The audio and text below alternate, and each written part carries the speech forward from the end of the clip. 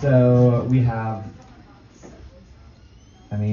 quite an array here. We're going to start with our host, Dr. Emily Marinelli. She had this great idea to start a Twin Peaks tattoo podcast, and so I'm sure after this panel, all of you who have tattoos are going to be hounding her to be a guest on our show. But she doesn't really need that kind of work, because what she does on this podcast is ridiculous. I have dabbled in podcasting, and I would never do the work she does. She begins each episode crazily writing a story that at first you're like, why is this lady talking about this? And then all of a sudden it comes into her guests, and the writing is so incredible. You should be listening to this. It's just unbelievable. So we're going to start there. Emily, why do you spend all that time writing that? That has to take forever. Like, how did you come up with that idea? We're sharing. Oh, here. Yeah, I'm not sharing. We're sharing. Well, Yeah. so the podcast idea started because I have like 7 Twin Peaks tattoos, and I want more, and I'm getting more every day. And I thought I want to interview other folks and hear their stories and hear about their ink. And I thought I would maybe do an article or something like that where I interviewed it. And I was like, I think this is a podcast. I think this has podcast material. And I was really inspired by a memoir. Oh. That's the winner. Who has number 47? That's great. I was really inspired by, I read a lot of memoir, and I'm really inspired by Michelle T. Do folks know Michelle T? She's a wonderful queer artist and writer, and she has entry points into understanding the world through the way she tells stories. And so I was like, I think I want to do this. I think I want to listen to conversations that we're all having together and find themes that resonate, and then tell stories, and hopefully they're funny and entertaining, and that bring sort of a more dimensional, way of, more dimensionality. And so I've been doing it, and it's been really fun. But how long does it take you, like, if you know you have an interview or a podcast that's got to be out in June or something, then are you like, oh my gosh, I don't have a story for this? Are you like, is that part of your process, that it's, that fear of getting that story? Can you tell what kind of writer I am? Like, I just would be nervous about that. No, and sometimes while I'm having the conversations, I know what story is coming. Like talking to Rachel, I was like, oh, I've got diner stories to tell, right? Like, because as a queer kid growing up in Tulsa, Oklahoma, like I spent time with my queer friends in the back booth of a diner, chain smoking cigarettes and like drinking copious amounts of coffee, and probably pissing off all the servers who were there because we would stay for hours and like spend $5 or whatever. So, but it's there, and it's those kind of themes that come up organically in the conversations, right? With Holly, it was like, she brought up MST3K, Mr. Sanctuary 2000, and I'm like, oh my gosh, it's over. I love MST3K, and so the story like evolved really naturally, And then with Alison, it's a really funny one, because she'll tell her story, but basically it reminded me of spending time drawing a tattoo on my body again and again before I actually got it. And so that just came organically too. So they unfold as the interviews and the conversations unfold. And then, do I obsess over them a little bit? Yeah. Do I take them to a writing workshop and like play with them a little bit? Sometimes. But it's really fun, and it keeps me going. It keeps my writing alive and like going.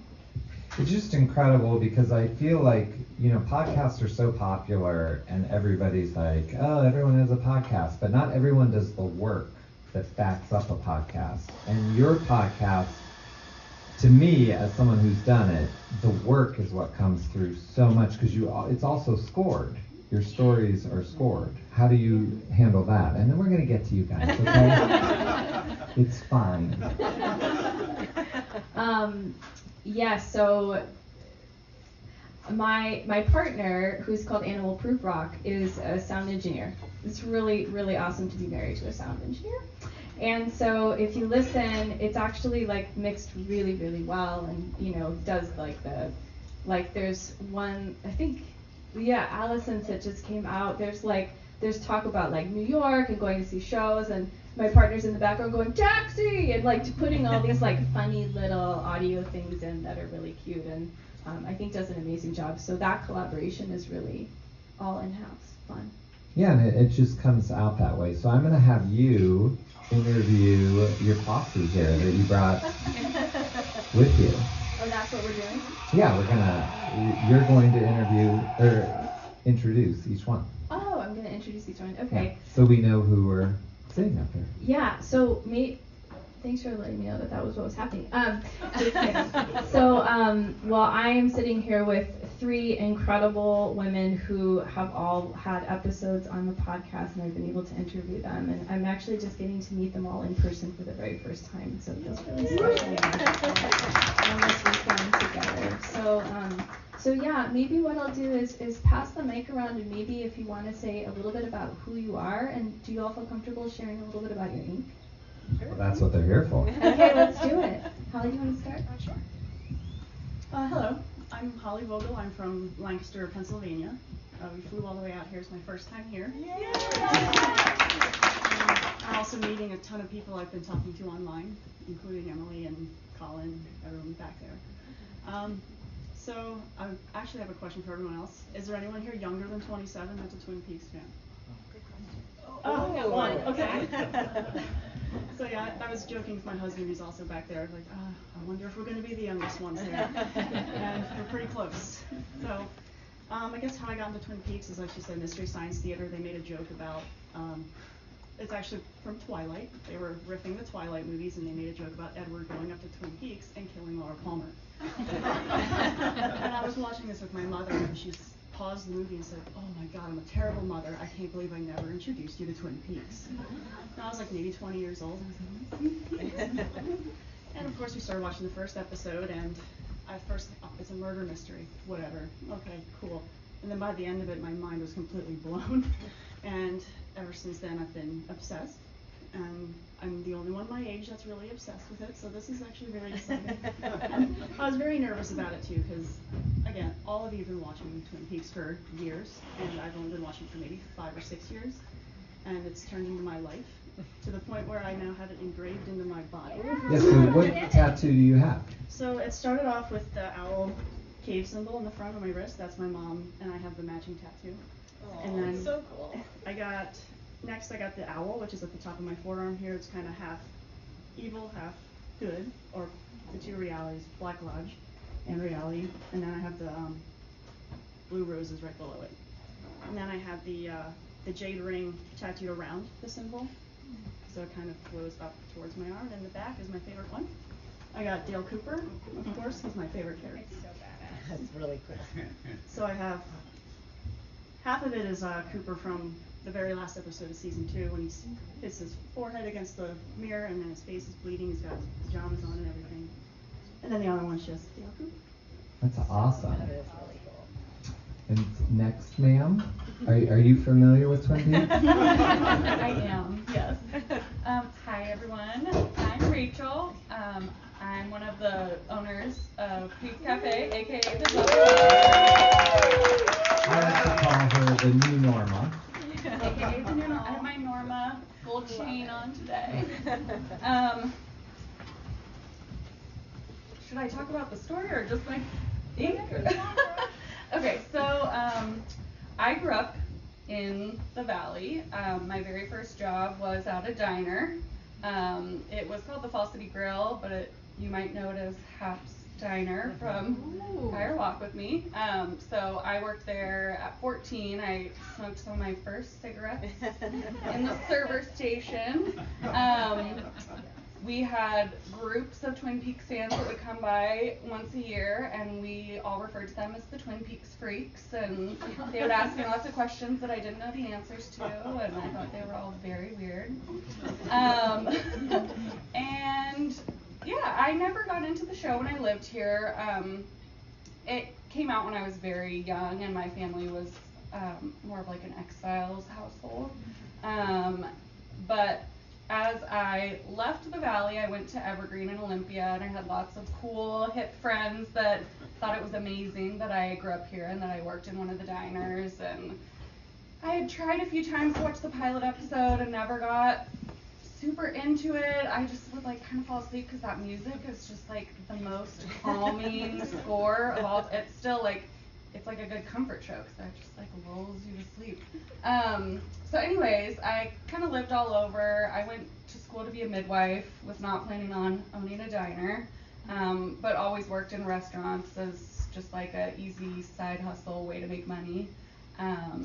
My now husband and I moved to the Valley in 2018. We were living with my parents at the time because we couldn't afford a place to live. And we were like, okay, we're here. Let's do it. Let's watch Twin Peaks. We're gonna do it. And just became obsessed with it. It was like every single night we were like talking about it, analyzing it. I started watching like hours of David Lynch interviews and watching his early short artsy movies that are so cool and weird, and just totally went down the rabbit hole. I needed some extra money. Like, maybe I can get a job at Tweets. That would be fun. Be like a cool little nighttime moonlighting gig.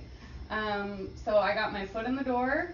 I started working on Wednesday nights, which was the slowest shift of the week because there was an opening, and found out that the owner wanted to sell, and it started out as just sort of a fun daydream between Max and I because we didn't really have a lot going on in our respective careers. He has a PhD in philosophy, so he was applying to a lot of jobs and not getting a lot of interviews.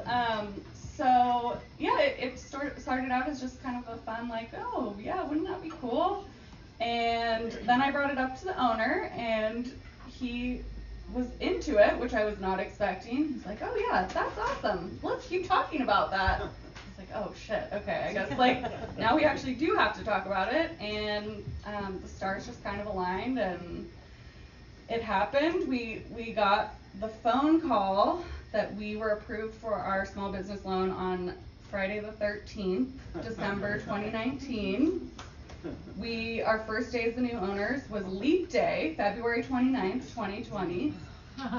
And nothing weird happened in America in early 2020, right? Nothing strange across the globe or anything, did it? 2 weeks in, we found out that we were getting shut down to takeout only. And, we had to make it work. We had just put everything that we had into buying that business and inherited 30 employees, and we were like, we have no other options. We have to make this work. And luckily, the Twin Peaks fan community is the best fandom in existence, and rallied around us and supported us through it, and shared our GoFundMes, bought merch online, came to visit the diner, bought gift certificates. So you guys are amazing, and you're the reason why the Double R's lives on. So we're here. So what is your tattoo? So, okay, my tattoo, will you hold the mic for me? Okay, so I have damn fine on the inside of my hands, but if I hold my hand up, it says fine damn. So it's really like this. I get my tattoos for me. So when I look at my hands, it says damn fine. And then when I was plotting out this tattoo, I realized that the M would fall on my ring finger, so I have a little heart there for my husband, Max. So it's my first Twin Peaks tattoo. It was the most painful tattoo that I've ever gotten. Excruciating. So, I feel like I really earned it. It's small, but it's mighty. I'm sure there will be more to come. I'm not really a planner when it comes to tattoos, so I'm sure I'll have a appointment booked with my friend in Portland who does my tattoos, and I'll just come up with something that day. So, yeah.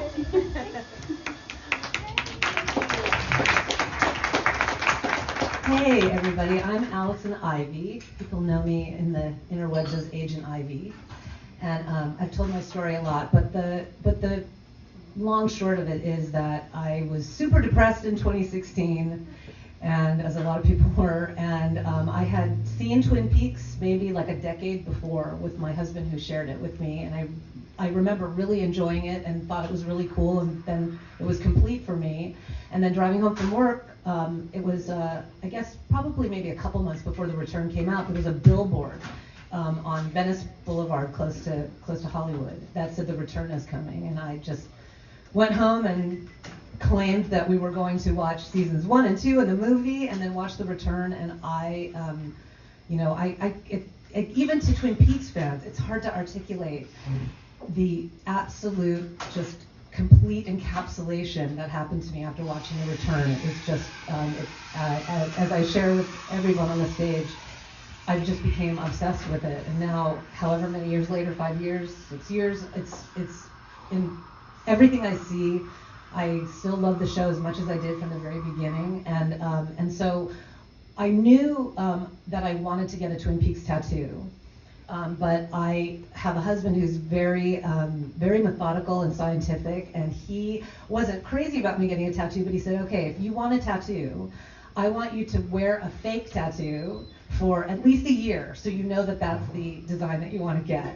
So I found a company that makes fake tattoos, and I sent a bunch of different designs. I mean, I went a little overboard, and I started wearing them all over me. I have one on today. You can't really see it, but this one is, Fix Your Hearts or Die, which I wore a lot everywhere. But I am 100% obsessed with The Secret History of Twin Peaks. I can't stop reading it. It's by my bedstand. I listen to it, I'm not kidding, probably daily a little bit. So I definitely am a Frostian person, and so the symbol on the book, which is the brand that the log lady gets on the back of her legs with the 2 peaks, that was the one that I wore for the longest. And so I think I made it about 6 months, and then I just marched into where my husband was sitting, and I'm like, tomorrow's the day, I'm ready. So he actually drew it on his computer in a few different sizes, like maybe 10 sizes, and gave it to me, and I wore it. And then as you do when you're considering doing something really important like branding yourself, I just looked on Yelp and said, who's the best tattoo parlor near me? And I found a place close by my house in Los Angeles. There are a lot of good tattoo places. And so I went, my husband took me, and 15 minutes later I had my tattoo, which is right here on my wrist. I know it's very hard to see, but it's the 2 peaks. It's the symbol that's on the book a lot. And it's funny because, I don't know, is Tracy here in the room? She's not here today. I met a woman named Tracy on this trip who's awesome. And we were walking from one location to another with Erin and a group of people, and I was telling her this story that I had done the podcast, and she said, oh, let me see your ink. And so I take my jacket off, I roll up my sleeve, and she's like, that's it? And I was like, dude, you have no idea what a thing this was for me to get this tattoo. So I have a question about the temporary one that lasts for 6 months. Yes. So they probably last like 4 days. So I ordered 100 of them. I missed that. Yeah, I have. Yeah, sorry. Like a temporary tattoo sorry, lasts for 6 months. Yeah, it's a lick and stick, like what you get in a Cracker Jack box. Oh, I like those. Yeah, I know Emily has some for this trip. And, that's right. You are passing out. Yeah, so Alison was nice enough to let me use one of her designs, which is the blue rose. And so I made a bunch of temporary tattoos for y'all to take. Please take it and wear the blue rose. Yeah. And on the back has info about the podcast on it as well. But it's such a nice little business card that Alison helped me organize. I was so glad to do that. Of course. So I brought some of mine too, because I think over time they can lose their stickiness, so I brought some to pass out as well. But yeah. So you would put them, seems like dedication, but I guess if you're getting a tattoo, you have to be dedicated. So I have a question. I want you guys to answer by raising your hands to sort of figure out, like, how many of you had tattoos before The Return on Twin Peaks? Oh, no. Twin Peaks tattoos before The Return. So I thought that was interesting. I don't remember which one of you mentioned that, but I feel like The Return really got people in. Do you think most of the people that you have interviewed, did they have tattoos before The Return? Yeah, I think before, and then maybe adding on, right? Like with what Holly's doing, sort of just making it continuing on. I think The thing about tattoos, but how many folks have tattoos? Not a Twin Peaks. Okay. Oh, hell yeah. Anyone else experience this? You get one, and then you kind of want another one. Then you kind of want another one. And you're going to want to build on that, right? It's like an ongoing relationship, I think, personally, to like your body, to symbology, to things that are meaning making for you. And so it just keeps going and going and going. So for me, the return just made it more. And do you think most people that come on your podcast, are they getting imagery from The Return or from the original series or Fire Walk with Me, or do you think it's all around? Like, what part of Twin Peaks do you think inspires the most tattoos? Do you think it's original, The Return? That's an interesting question. I'm just curious what people, how many people have Twin Peaks tattoos? And are they from The Return? No. I just wondered, like, because it's interesting that it seems like it's sort of new. So how long did you have to wait between, you said your mom showed you Twin Peaks. How long did you have to wait between Fire Walk with Me and The Return? I think just a few years. The Return is what, 2017? 17. Yeah, so maybe just a few years, because I know there was talks of a return happening after my mom and I binged the whole show and watched the movie 1,000 times. It is my favorite movie of all time. But yeah, it wasn't too long, and it was actually awesome in a sense, because I didn't know what Twin Peaks was, and then all of a sudden it became my life. And then now, well, there's going to be a continuation in a few years, and like that was like, I don't know, it could be the same excitement as you all had when Twin Peaks came out a long time ago. I'm not saying you guys are super old or anything.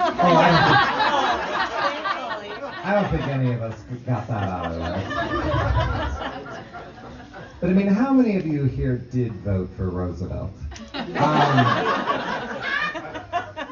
What about you?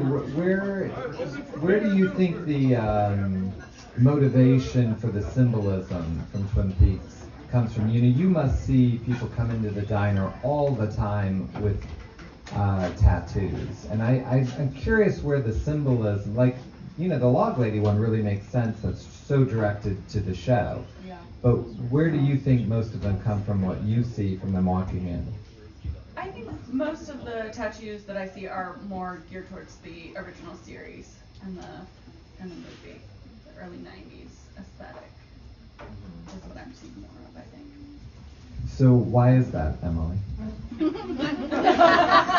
I mean, you're a tattoo. I mean, you've talked to these people of how they get it. I mean, why do you think that it goes back to the original more so? Do you think it's because it's the OG Twin Peaks, or do you think that just sets the tone, or that's where the most art comes from? I mean, why are they going to Twin Peaks for these tattoos, from what you've seen from interviewing people?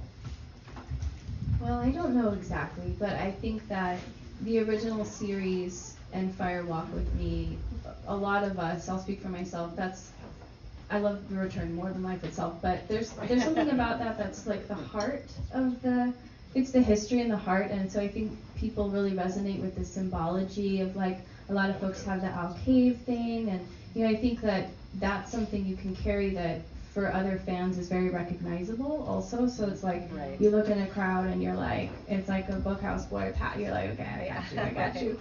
And then you know, and then you feel that sense of community, you feel that sense of connection, and that's really nice to have it be readable.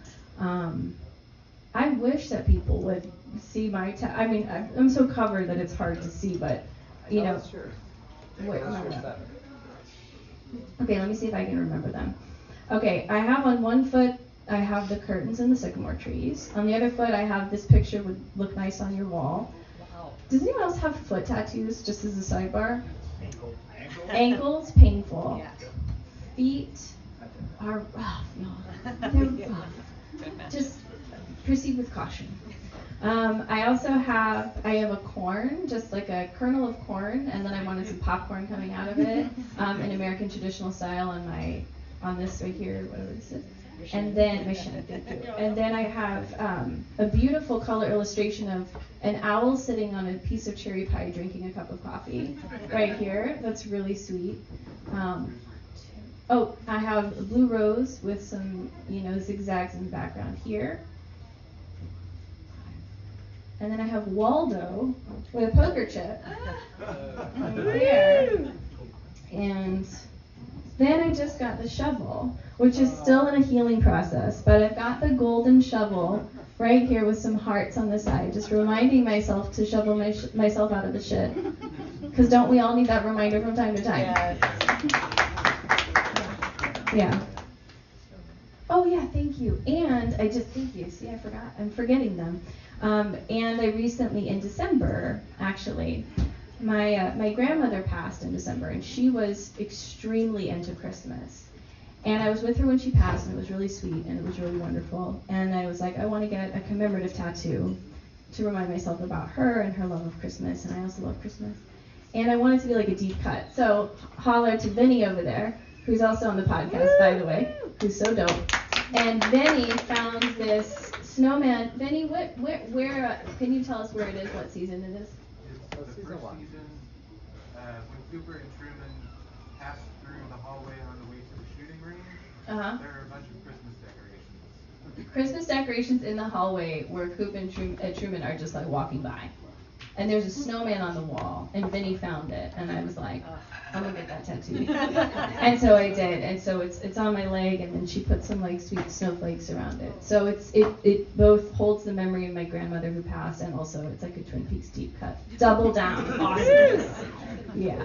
And so next on the lineup, and shout out to Chris Matthews, I'm getting the bird from the opening credits, and Chris is gonna be on another episode coming up in a different season.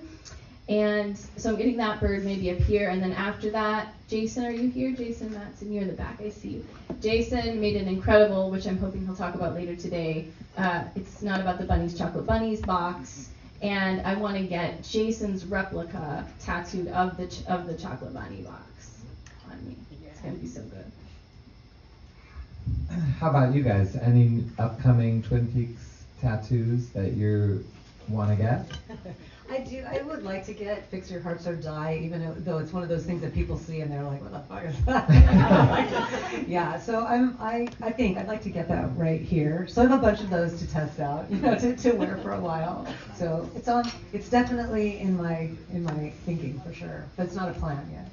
I just want to say that I love how seriously you take the tattoos and the dedication. Thank you, Scott. I mean, I could never get a tattoo because I don't want to guest on her podcast. But, and that's why I got a tattoo, so I could be on her podcast. But I love a lot of things in life, but I don't know that I could commit that much to it.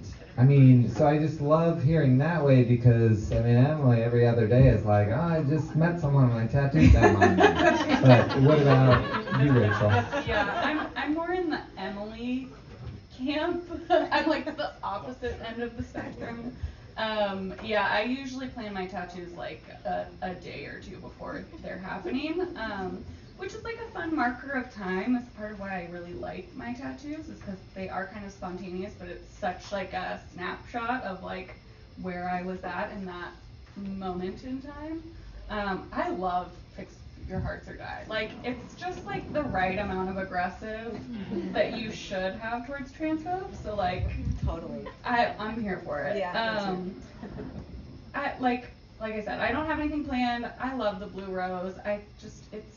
It's such a perfect symbol for the world of Twin Peaks, and it's like, it catches your eye. It's a little weird. It's like, yeah. So I think blue rose. I love Fix Your Hearts or Die. I was thinking about the white horse. I think that is just like so cool the way that it looks, and I like white and tattoos. So we'll see. TBD. What about you, Holly? Yeah, I'm working with my artist now to pretty much design an entire sleeve. So my entire arm is going to be just Twin Peaks. Yay.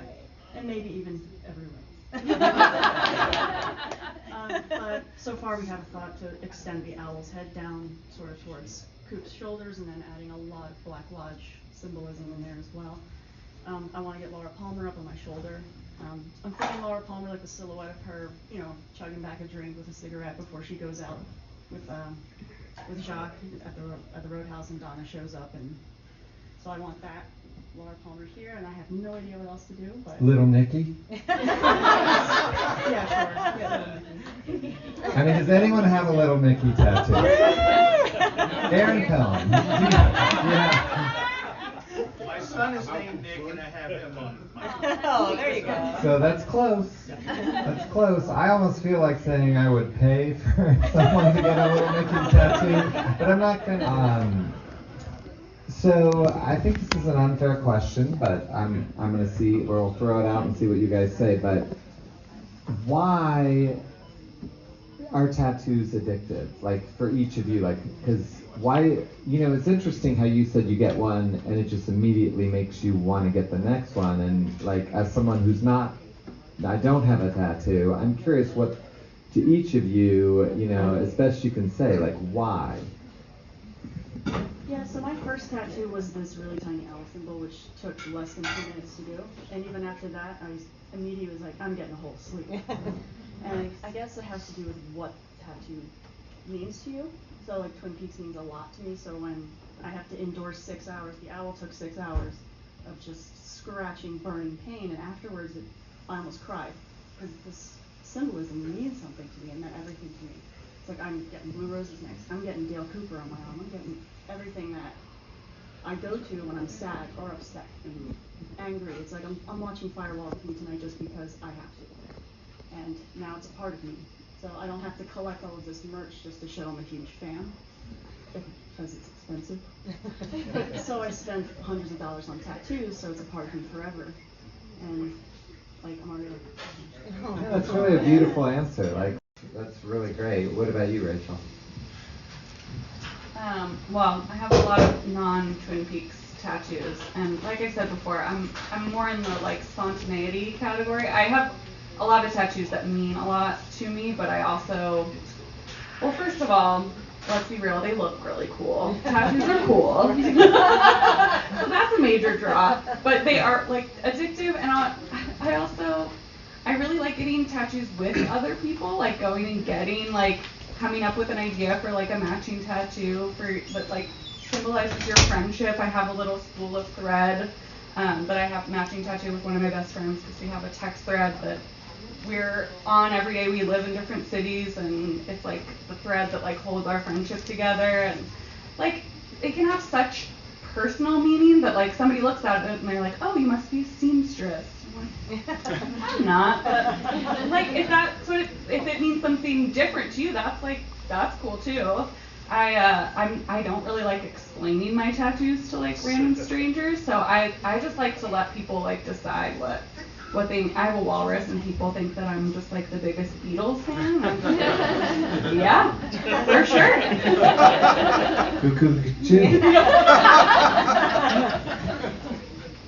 I think that that I definitely am kept from getting tattoos because my husband really is very not conservative, but not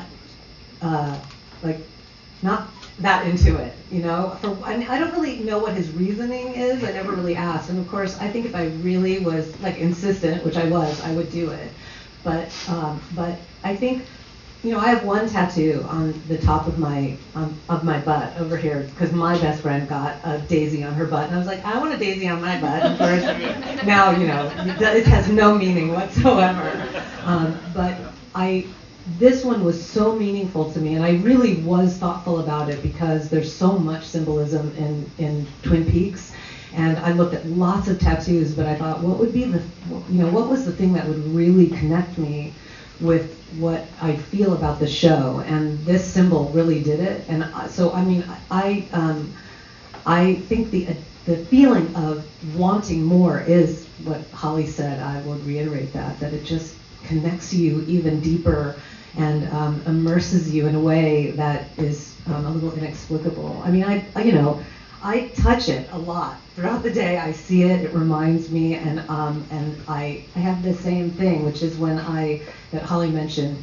Anytime I'm feeling anxious or angst of any kind, I go to Twin Peaks, and it relaxes me. It soothes me. That has like a balm quality for me, and my tattoo definitely does that for me. So I actually will say that I was even a little surprised that this small tattoo was incredibly satisfying for me. Like, it's very meaningful. Well, earlier you said something that really made me happy, and you mentioned Mark Frost. And first of all, let's give Mark Frost a